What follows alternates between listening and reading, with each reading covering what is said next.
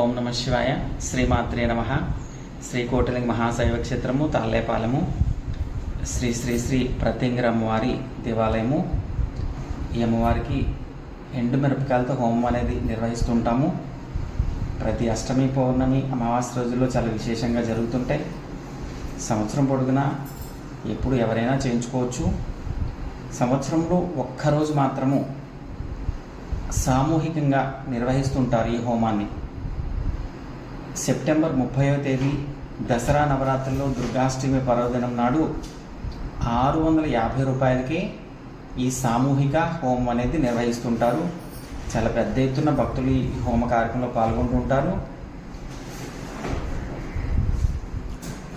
ఈ సామూహిక హోమం రోజున ప్రత్యంగిర అమ్మవారి దీక్షను స్వీకరించి వచ్చిన భక్తులు ఇరుముడు సమర్పణ కార్యక్రమం ఉంటుంది. అమ్మవారి యొక్క ఉత్సవమూర్తిని ఊరేగింపు చేయడం జరుగుతుంది. 25-30 కిలోలతోటి ఎండుమిరపకాయల హోమం అనేది నిర్వహించడం జరుగుతుంది. కార్యసిద్ధికి, నరఘోషకి, శత్రుపీడకి ప్రధానంగా ఈ హోమం అనేది బాగా ఉపయోగపడుతుంది. ఈ యొక్క సదవకాశాన్ని భక్తులందరూ కూడా వినియోగించుకుని అమ్మవారి యొక్క అనుగ్రహానికి పాత్రులవుతారని, అమ్మవారి యొక్క సంపూర్ణమైనటువంటి అనుగ్రహ ఆశీస్సులు పొందుతారని ఆశిస్తున్నాము. ఓం నమ శివాయ. ఓం నమ శివాయ. శ్రీమాత్రే నమ. శ్రీకోటిలింగ మహాశైవ క్షేత్రము తాళ్ళేపాలెము, శ్రీ శ్రీ శ్రీ ప్రత్యంగిర అమ్మవారి దేవాలయము. ఈ అమ్మవారికి ఎండు మిరపకాయలతో హోమం అనేది నిర్వహిస్తుంటాము. ప్రతి అష్టమి, పౌర్ణమి, అమావాస్య రోజుల్లో చాలా విశేషంగా జరుగుతుంటాయి.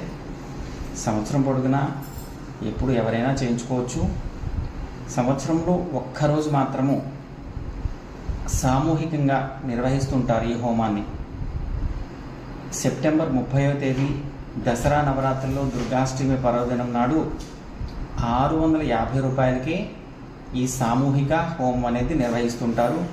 చాలా పెద్ద ఎత్తున భక్తులు ఈ హోమ కార్యక్రమంలో పాల్గొంటుంటారు.